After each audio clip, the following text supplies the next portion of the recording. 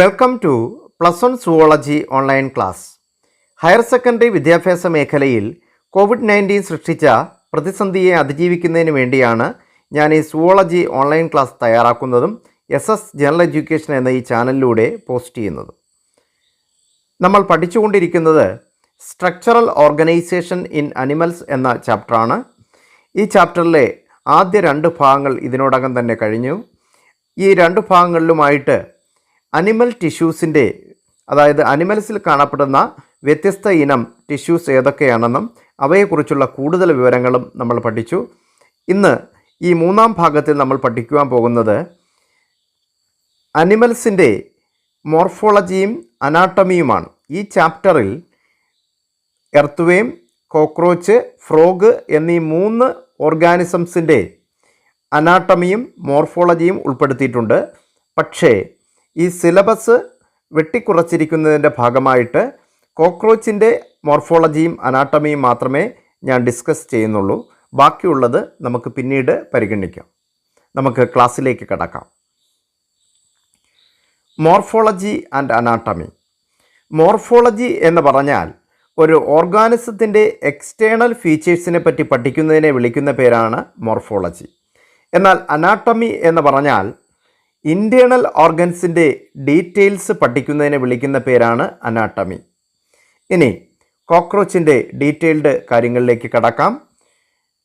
Cockroach എന്ന് കേൾക്കുമ്പോഴത്തേക്ക് നമുക്ക് എല്ലാവർക്കും അറിയാവുന്ന വളരെ സുപരിചിതമായിട്ടുള്ള ഒരു ഓർഗാനിസമാണ് കോക്രോച്ച് അഥവാ പാറ്റ.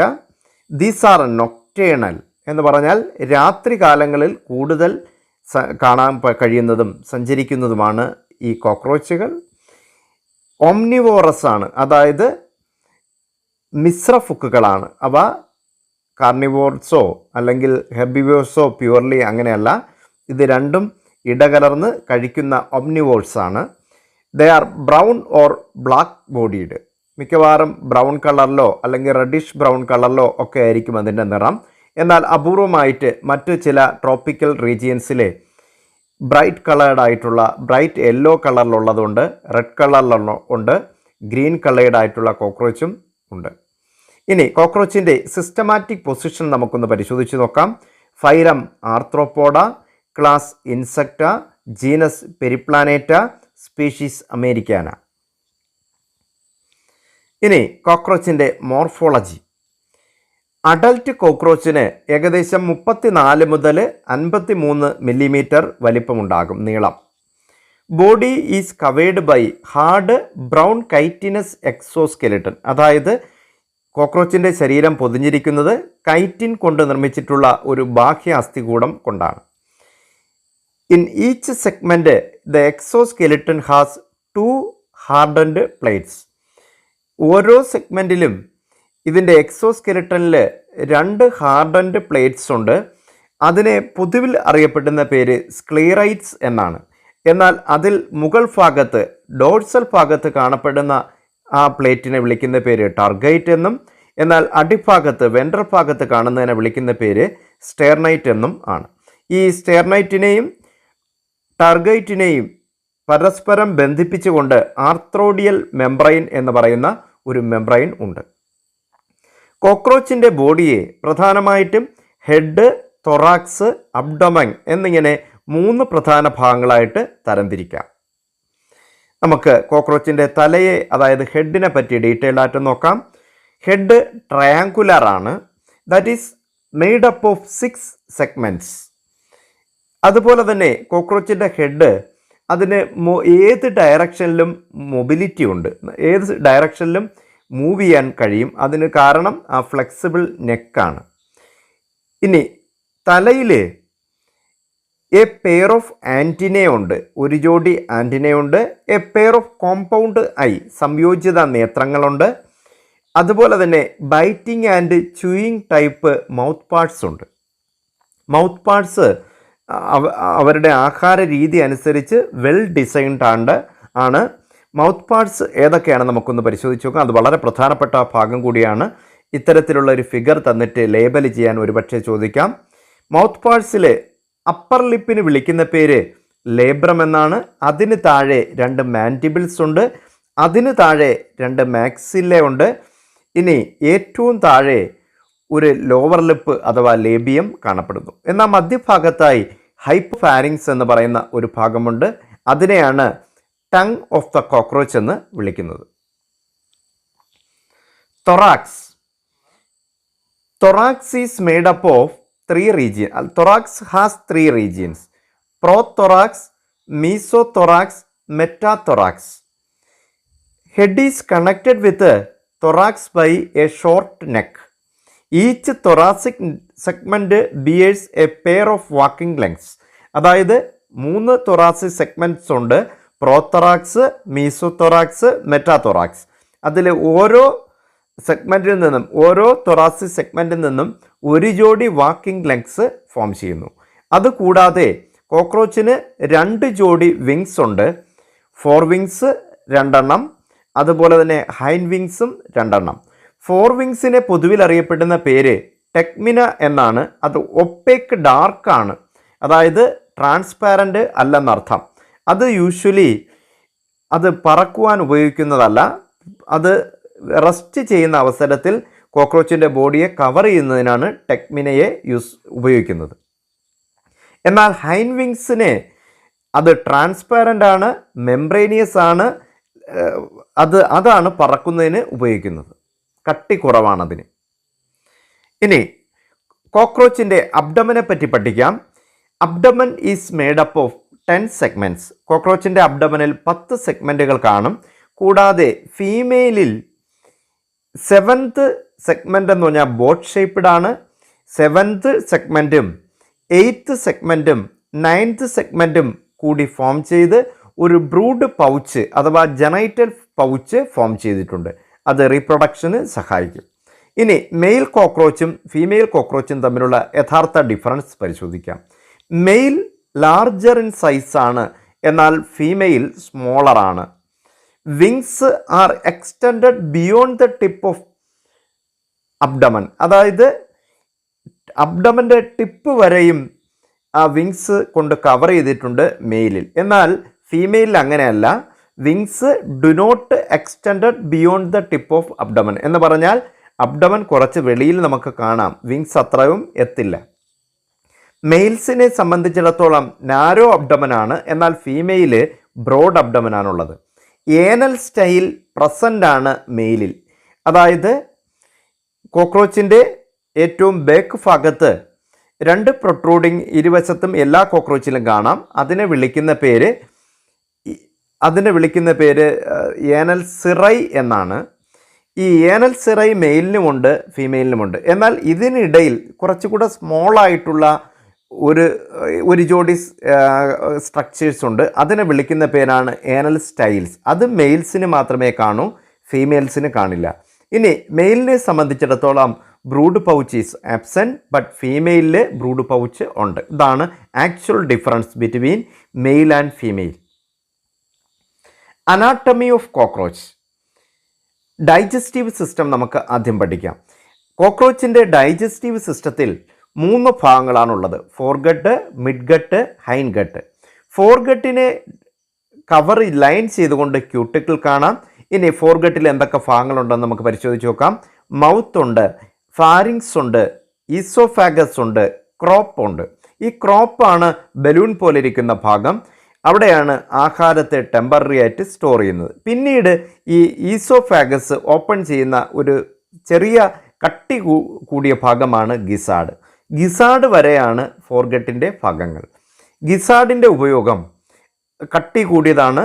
അതിനകത്ത് ഫുഡ് മെറ്റീരിയൽസ് ചെന്ന് കഴിഞ്ഞാൽ ഇതിനകത്ത് കാണപ്പെടുന്ന ടീത്ത് അഥവാ കൈറ്റിനസ് പ്ലേറ്റ്സ് ഇതിനെ അരച്ച് അല്ലെങ്കിൽ ഗ്രൈൻഡ് ചെയ്ത് ഡൈജഷന് സഹായിക്കും.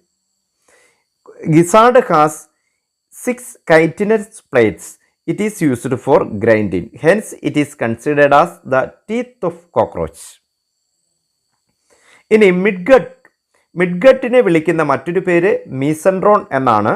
ഈ മിഡ്ഗട്ടിൽ എന്തൊക്കെ കാണുമെന്ന് നോക്കാം. മിഡ്ഗട്ട് സ്റ്റാർട്ട് ചെയ്യുന്നത് ഈ ഗിസാഡിൽ കഴിഞ്ഞിട്ടാണ് മിഡ്ഗട്ട് സ്റ്റാർട്ട് ചെയ്യുന്നത്. അതിൻ്റെ ആരംഭ ഭാഗത്ത് തന്നെ 6 മുതൽ 8 വരെ ഫിംഗർ ലൈക്ക് സ്ട്രക്ചേഴ്സ് ഉണ്ട്. അതിനെ വിളിക്കുന്ന പേര് ഹിപ്പാറ്റിസ് സി കെ എന്നാണ്. ഈ hepatic caeca digestive juice produce ചെയ്യും. At the junction between mid gut and hind gut ഏകദേശം ഒരു 100-നും 150-നും ഇടയിൽ വളരെ മൈന്യൂട്ടായിട്ടുള്ള യെല്ലോ കളേർഡ് ആയിട്ടുള്ള ഫിലമെൻറ്റഡ് ആയിട്ടുള്ള മാൽപീജിയൻ ട്യൂബ്യൂൾസിനെ കാണാം. അതാണ് കോക്രോച്ചിൻ്റെ എക്സ്ക്രീറ്ററി ഓർഗൻ. ഇനി അടുത്തത് ഹൈൻഡ് ഗട്ട്. ഹൈൻഡ് ഗട്ട് എന്ന് പറഞ്ഞാൽ വേസ്റ്റ് ചെന്നടിയുന്ന ഭാഗം. ഹൈൻഡ് ഗട്ടിൽ ഉള്ള ഭാഗങ്ങൾ ഇലിയമുണ്ട്, കോളോണുണ്ട്, റെക്റ്റമുണ്ട്. റെക്റ്റം പുറത്തേക്ക് തുറക്കുന്നത് ഏനസിലൂടെയാണ്. ഇനി സർക്കുലേറ്ററി സിസ്റ്റം ഓഫ് കോക്രോച്ച്. കോക്രോച്ചിൻ്റെ സർക്കുലേറ്ററി സിസ്റ്റം അത് ഓപ്പൺ ടൈപ്പ് സർക്കുലേഷനാണ്. Blood vessels are poorly developed. അവിടെ ബ്ലഡ് വെസൽസ് ഒരു ബ്ലഡ് വെസൽ എന്ന് പറയാൻ പറ്റുന്ന വെസൽസ് ഒന്നും ഇല്ല. പക്ഷേ ഒരു നേരിയ ഒരു ബ്ലഡ് വെസൽ എന്ന് തോന്നിക്കുന്ന ഒരു ഭാഗം മാത്രമേ ഉള്ളൂ. അതാണ് ആൻറ്റീരിയർ അയോർട്ട എന്ന് രേഖപ്പെടുത്തിയിരിക്കുന്നത്. അല്ലാതെ ബ്ലഡ് വെസലായിട്ട് വ്യക്തമായിട്ട് എടുത്തു പറയാൻ പറ്റുന്ന ഭാഗങ്ങൾ ഇല്ല. ഇനി blood vessels are poorly developed and is open into a space called haemocoel. അവിടെയാണ് കളർലെസ് ബ്ലഡ് നിറഞ്ഞിരിക്കുന്നത്. ഇനി visceral organs located in the haemocoel which are bathed in blood. അതാ കാര്യം, ഈ ഹീമോസീലിൽ കാണപ്പെടുന്ന ഇൻറ്റേർണൽ ഓർഗൻസിനെ മുഴുവൻ ബ്ലഡ് സ്പർശിച്ച് അല്ലെങ്കിൽ അതുമായി ക്ലോസ് കോണ്ടാക്റ്റ് കാണും ബ്ലഡിന്. അതുകൊണ്ട് ഡയറക്റ്റായിട്ട് ബ്ലഡിൽ കാണപ്പെടുന്ന ന്യൂട്രിയൻസിനെ ടിഷ്യൂസിന് അല്ലെങ്കിൽ സെൽസിന് ഉപയോഗിക്കാൻ പറ്റും. ഇനി ഹീമോ ലിംഫ് എന്ന് പറഞ്ഞാൽ കോക്രോച്ചിൻ്റെ കളർലെസ് ബ്ലഡിനെ വിളിക്കുന്ന പേരാണ് ഹീമോ ലിംഫ്.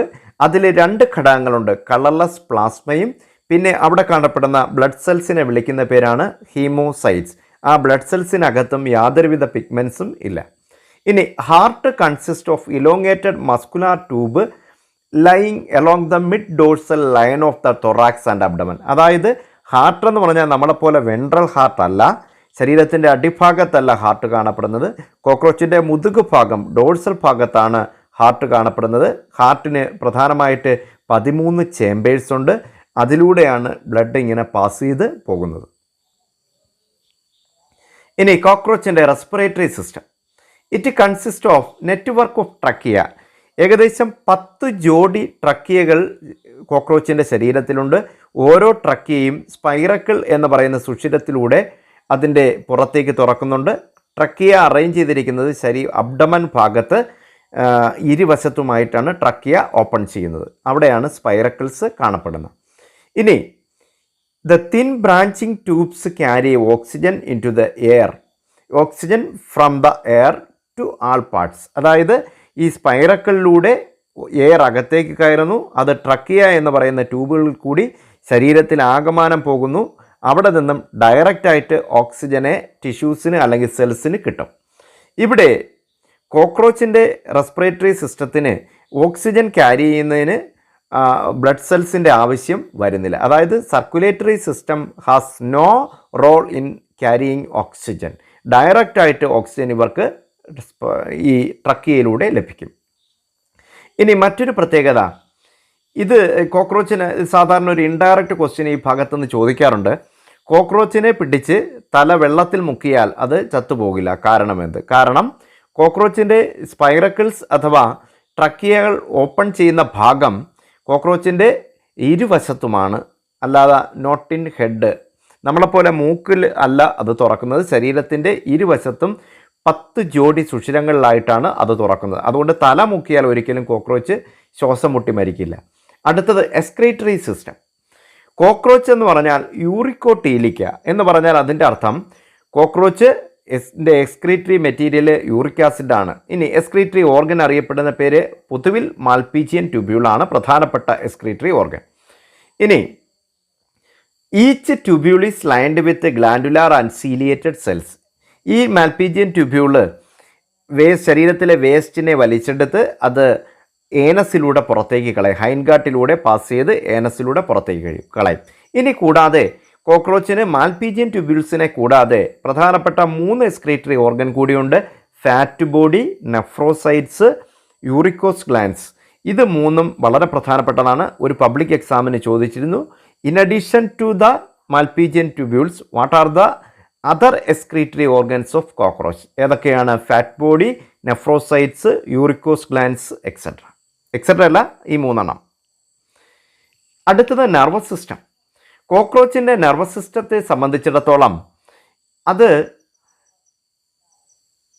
ഒരു ഡബിൾ വെൻട്രൽ നെർവ് സിസ്റ്റമാണുള്ളത്. ഡബിൾ വെൻട്രൽ നെർവ് കോഡ്, നമുക്കൊക്കെ സിംഗിൾ ഡോഴ്സൽ നെർവ് കോഡാണ്, പക്ഷേ കോക്രോച്ചിനെ സംബന്ധിച്ചിടത്തോളം ഡബിൾ വെൻട്രൽ നെർവ് കോഡാണ്. Jointed by number of ganglions. പ്രധാനമായിട്ട് 9 ഗാംഗ്ലിയോൺസ് ആണ് കോക്രോച്ചിനുള്ളത്. അതിൻ്റെ 3 ഗാംഗ്ലിയ കാണപ്പെടുന്നത് തൊറാക്സിലാണ്, 6 അബ്ഡമനിലും. ഇനി കോക്രോച്ചിൻ്റെ തലയിൽ the head of the cockroach has bit of nerve system ഉള്ളി, കുറച്ച് നെർവ് ടിഷ്യൂ മാത്രമേ ഉള്ളൂ. പ്രധാനപ്പെട്ട നെർവ് സിസ്റ്റത്തിൻ്റെ ഭാഗങ്ങളെല്ലാം കാണപ്പെടുന്നത് തൊറാക്സിലും അബ്ഡമനിലുമായിട്ടാണ്. അതുകൊണ്ട് തന്നെ കോക്രോച്ചിനെ തല കട്ട് ചെയ്തെന്നും പറഞ്ഞ് കോക്രോച്ച് മരിച്ചു പോകില്ല. കാരണം അതിൻ്റെ പ്രധാനപ്പെട്ട ബ്രെയിൻ എന്ന് കണക്കാക്കാവുന്ന ഗാംഗ്ലിയോണൊക്കെ ഇരിക്കുന്നത് തൊറാക്സിലാണ്. തൊറാക്സിൽ ഒരു പ്രധാനപ്പെട്ട ഗാംഗ്ലിയോൺ, 3 ഗാംഗ്ലിയോൺ തൊറാക്സിലുണ്ടെന്ന് നമ്മൾ ആൾറെഡി പറഞ്ഞു. അതിൽ ഒരു ഗാംഗ്ലിയോണിന് വിളിക്കുന്ന, ഏറ്റവും മുകളിലത്തെ ഗാംഗ്ലിയോണിന് വിളിക്കുന്ന പേരാണ് സൂപ്രാ ഈസോഫാജിയൽ ഗാംഗ്ലിയോൺ. ഏറ്റവും വലിയ ഗാംഗ്ലിയോണാണ്. കോക്രോച്ചിൻ്റെ നെർവ് സിസ്റ്റത്തെ കൺസിഡർ 9 ഗാംഗ്ലിയോൺ ഉണ്ടെന്ന് ആൾറെഡി പറഞ്ഞു. 3 തൊറാക്സിൽ, 6 അബ്ഡമനിൽ. അതിൽ തൊറാക്സിൽ ഇരിക്കുന്ന 3 ഏറ്റവും മുകളിലുള്ളതാണ് സൂപ്രാ ഈസോഫാജിയൽ ഗാംഗ്ലിയോൺ. അതിനെയാണ് കോക്രോച്ചിൻ്റെ ബ്രെയിനായിട്ട് നമ്മൾ കൺസിഡർ ചെയ്യുന്നത്. ഇനി കോക്രോച്ചിൻ്റെ സെൻസ് ഓർഗൻസ് അഥവാ ജ്ഞാനേന്ദ്രിയങ്ങൾ ഏതൊക്കെയാണെന്ന് നോക്കാം. ആൻറ്റിന ഉണ്ട്, ഐസ് കോമ്പൗണ്ട് ഐ ആണ്, സംയോജിത നേത്രമാണ്. മാക്സിലറി പാൽപ്സ്, അതായത് മാക്സില നമ്മൾ നേരത്തെ പഠിച്ചു, മാക്സിലയുടെ പാൽപ്സ് ശിഖിരങ്ങൾ. ലേബിയൽ പാൽപ്സ്, ലേബിയ എന്ന് പറഞ്ഞാൽ കീഴ്ചുണ്ടാണ്, അതിൻ്റെ ശിഖിരങ്ങൾ. ഇനി സിറൈ നമ്മൾ പറഞ്ഞല്ലോ, നേരത്തെ പറഞ്ഞതാണ്, ഏനൽ സിറൈ പറഞ്ഞതാണ്, മെയിൽസിലും ഫീമെയിൽസിലും ബാക്ക് പോർഷനിലുള്ള ഒരു പ്രൊട്രൂഡിങ്. ഇനി സെൻസറി ഓർഗൻസ് ആയിട്ടുള്ള പ്രധാനപ്പെട്ട ഒരു സെൻസറി ഓർഗനാണ് ആൻറ്റിനയും കോമ്പൗണ്ട് ഐയും. ഈ കോമ്പൗണ്ട് ഐ അഥവാ സംയോജിത നേത്രങ്ങളിൽ ഓരോന്നിലും നിർമ്മിച്ചിട്ടുള്ളത് ഏകദേശം 2000-ഓളം ഒമറ്റിഡിയ എന്ന് പറയുന്ന സൂക്ഷ്മമായ ലെൻസുകൾ കൊണ്ടാണ്. ഓരോ ലെൻസുകളും വസ്തുവിൻ്റെ പാർട്ട് ബൈ പാർട്ടായിട്ടുള്ള ഇമേജ് ഫോം ചെയ്യും. അവസാനം അതിനെ കൂട്ടി യോജിപ്പിച്ചാണ് കോക്രോച്ച് കാണുന്നത്. അതിനെ വിളിക്കുന്ന പേരാണ് മൊസൈക്ക് വിഷൻ. ഇതാണ് കോക്രോച്ചിൻ്റെ നെർവ് സിസ്റ്റത്തിൻ്റെ ഘടന. ഇതിൽ സൂപ്രാ ഈസോഫാജിയൽ ഗാംഗ്ലിയോൺ കാണാം, ഏറ്റവും മുകളിൽ കാണാം. പിന്നെ നിരനിരയായി അടുക്കി വെച്ചേക്കുന്ന ധാരാളം ഗാംഗ്ലിയോൺസ് കാണാം. അവയെ തമ്മിൽ പരസ്പരം ബന്ധിപ്പിച്ചുകൊണ്ടുള്ള ഡബിൾ വെൻട്രൽ നെർവ് കോഡും ഈസിലി ഒബ്സർവ് ചെയ്യാൻ പറ്റും ഈ ചിത്രത്തിൽ. അടുത്തത് reproductive system of cockroach.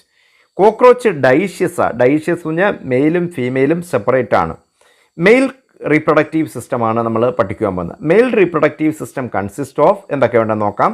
A pair of ടെസ്റ്റിസ്, ഒരു ജോഡി വൃഷണങ്ങളുണ്ട്. അത് കാണപ്പെടുന്നത് 4ാമത്തെ സെഗ്മെൻറ്റിനും 6ാമത്തെ സെഗ്മെൻറ്റിനും ഇടയിലാണ്. ഓരോ ടെസ്റ്റിസിലും ഈച്ച് ടെസ്റ്റിസ്, അതായത് ഓരോ ടെസ്റ്റിസ് എന്നുള്ള അത് സ്പേം പോകുന്ന ഫ്ലോ ചാർട്ട് നമുക്ക് നോക്കാം. ടെസ്റ്റിസ് ഉണ്ട്, തിൻ വാസ് ഡിഫറൻസ് ഉണ്ട്, സെമിനിയൽ വെസിക്കിളുണ്ട്, ഇജാക്കുലേറ്ററി ഡക്റ്റ് ഉണ്ട്, മെയിൽ ഗോണോപോർ ഉണ്ട്. അതായത് ടെസ്റ്റിസിൽ ആരംഭിക്കുന്ന സ്പേംസ്, ഫോം ചെയ്യുന്ന സ്പേംസ് വാസ് ഡിഫറൻസിൽ കൂടെ മൂവ് ചെയ്യുന്നു, സെമിനിയൽ വെസിക്കിളിൽ അക്യുമുലേറ്റ് ചെയ്യുന്നു, പിന്നെ ഇജാക്കുലേറ്ററി ഡക്റ്റിലൂടെ പുറത്തേക്ക് വന്നിട്ട് മെയിൽ ഗോണോപോർ എന്ന് പറയുന്ന സുഷിരത്തിൽ കൂടി ഏറ്റവും പുറത്തേക്ക് ഇറങ്ങുന്നു. ഇതാണ് അതിൻ്റെ സ്കീമാറ്റിക് ഡയഗ്രാം. ഇനി സെമിനിയൽ വെസിക്കിൾ ടെമ്പററി ആയിട്ട് സ്പേംസിനെ സ്റ്റോർ ചെയ്യും. അക്സസറി ഗ്ലാൻസ് ഉണ്ട്. അക്സസറി ഗ്ലാൻസ് എന്ന് പറഞ്ഞാൽ സഹായക ഗ്രന്ഥികൾ. മെയിൽസിൽ കാണപ്പെടുന്ന സഹായ ഗ്രന്ഥികൾ 2 ഒന്ന് mushroom glands, 2 phallic glands. Their secretions സ്പേംസിനെ എന്ത് ചെയ്യും, സഹായിക്കും, അതിന് ന്യൂട്രിയൻസ് അല്ലെങ്കിൽ പോഷണം നൽകും. ഫാലിക് ഗ്ലാൻഡും മഷ്റൂം ഗ്ലാൻഡും പ്രൊഡ്യൂസ് ചെയ്യുന്ന സെക്രീഷൻസാണ് സ്പേംസിന് ന്യൂട്രിയൻസ് നൽകുന്നത്. ഇനി എക്സ്റ്റേണൽ ജനൈറ്റേലിയയിൽ ഏറ്റവും പുറത്തേക്ക് ഗോണോപോർ തുറക്കുന്ന ഭാഗത്ത് അവിടെ ഒരു ഘടകമുണ്ട്, ഒരു പ്രത്യേക സ്ട്രക്ചറുണ്ട്. അതിനെ വിളിക്കുന്ന പേരാണ് ഗോണപ്പോഫൈസിസ് ഓർ ഫലോമിയർ. അത് മേറ്റിങ്ങിന് അല്ലെങ്കിൽ ഇണചേരുന്നതിന് സഹായിക്കും. ഇതാണ് കോക്രോച്ചിൻ്റെ മെയിൽ റീപ്രൊഡക്റ്റീവ് സിസ്റ്റത്തിൻ്റെ ഡയഗ്രാം. നമുക്ക് 2 വശത്തായിട്ട് ടെസ്റ്റിസ് കാണാം. അതിന് താഴെ നമുക്ക് വാസ് ഡിഫറൻസ് കാണാം, പിന്നെ സെമിനിയൽ വെസിക്കിൾ കാണാം, പിന്നെ ഫാലിക് ഗ്ലാൻസും മഷ്റൂം ഗ്ലാൻസും ഒക്കെ ഇവിടെ കാണാം. ഇനി female reproductive system. Female reproductive സിസ്റ്റത്തിൽ 2 വലിയ ഓവറീസ് ഉണ്ട്, ഓവിഡക്റ്റ് ഉണ്ട്, സ്പേമാതീക്ക എന്ന് പറയുന്ന മെയിലുമായിട്ട് ഇണചേരുന്ന സമയത്ത് മെയിൽ കൊടുക്കുന്ന സ്പേംസിനെ കളക്ട് ചെയ്യുന്നതിന് വേണ്ടിയുള്ള സ്പേമാതീക്കയുണ്ട്. ഇനി ജനൈറ്റൽ ചേമ്പറുണ്ട്, അവിടെ ആക്സസറി ഗ്ലാൻസ് ആയിട്ടുള്ളത് കൊളാറ്ററൽ ഗ്ലാൻസ് എന്ന് വിളിക്കും. ഇനി ഒന്നും കൂടെ പറയാം, female reproductive system consist of 2 large ovaries, oviducts, spermatheca, genital chamber, collateral glands. ഈ ഓവറീസ് കാണപ്പെടുന്നത് 2nd and 6th അബ്ഡോമിനൽ സെഗ്മെൻറ്റ്സിനിടയിലാണ് കാണപ്പെടുന്നത്. ഇനി ഓരോ ഓവറിയിലും 8 ഒവേറിയൻ ട്യൂബ്സ് ഉണ്ട്. ഓരോ ഒവേറിയൻ ട്യൂബ്സിനകത്തും ഓവം കാണാം.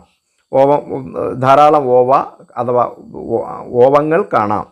ഇനി oviducts of each ovary unite to single median oviduct. ഒരു ഓവിഡക്ട് ഉണ്ടാകുന്നു, അതിനെ വിളിക്കുന്ന പേര് വജൈന എന്നാണ്. അത് ജനൈറ്റൽ ചേമ്പറിൽ ഓപ്പൺ ചെയ്യും.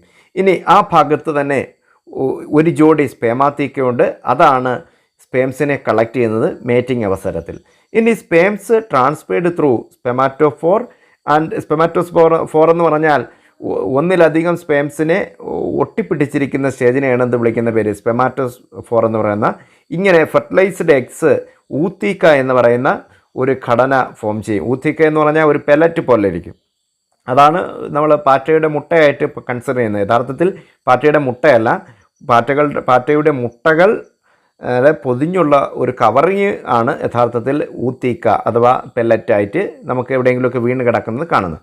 അത് യഥാർത്ഥത്തിൽ പാറ്റയുടെ മുട്ടയല്ല, അതിനകത്ത് ഒന്നിലധികം മുട്ടകൾ ഇരിപ്പുണ്ട്. ഏകദേശം 14 മുതൽ 16 വരെ മുട്ടകളൊക്കെ ഒരു ഊത്തീക്ക അഥവാ പാറ്റയുടെ മുട്ട എന്ന് നമ്മൾ വിളിക്കുന്ന ആ പെല്ലറ്റിനകത്ത് കാണപ്പെടുന്നത്. ഇനി ഇവിടെ ഡെവലപ്മെൻറ്റിനെ സംബന്ധിച്ചിടത്തോളം ലാർവയല്ല, പകരം അഡൽറ്റിനെ പോലെ ഇരിക്കുന്ന എന്നാൽ ചിറവുകളില്ലാത്ത ഒരു രൂപം, അതിനെ വിളിക്കുന്ന പേരാണ് നിംഫ്. അങ്ങനെ നിംഫ് എന്ന് പറയുന്ന സ്റ്റേജിലൂടെ ഡെവലപ്മെൻറ്റ് നടക്കുന്നു. അങ്ങനെയുള്ള മെറ്റമോർഫോസിസിനെ വിളിക്കുന്ന പേരാണ് പോറോമെറ്റമോളസ്. അപ്പോൾ വളരെ ശ്രദ്ധിക്കണം, കാരണം development of Periplaneta americana is called paurometabolous എന്ന് പറഞ്ഞാൽ അവിടെ ലാർവൽ സ്റ്റേജ് ഇല്ല, നിംഫ് എന്ന് പറയുന്ന സ്റ്റേജുണ്ട്. അഡൽറ്റിന് ഫോർമേഷന് തൊട്ട് മുമ്പുള്ള ആ ഒരു സ്റ്റേജാണ് നിംഫ്. പക്ഷേ look like adult but it has no wings. അതാണ് നിംഫ് സ്റ്റേജ്. നിംഫ് സ്റ്റേജിൽ കൂടെ വളർന്ന് അഡൽട്ടായി മാറുന്നതിനെ വിളിക്കുന്ന പേരാണ് പോറോമെറ്റമോളസ്.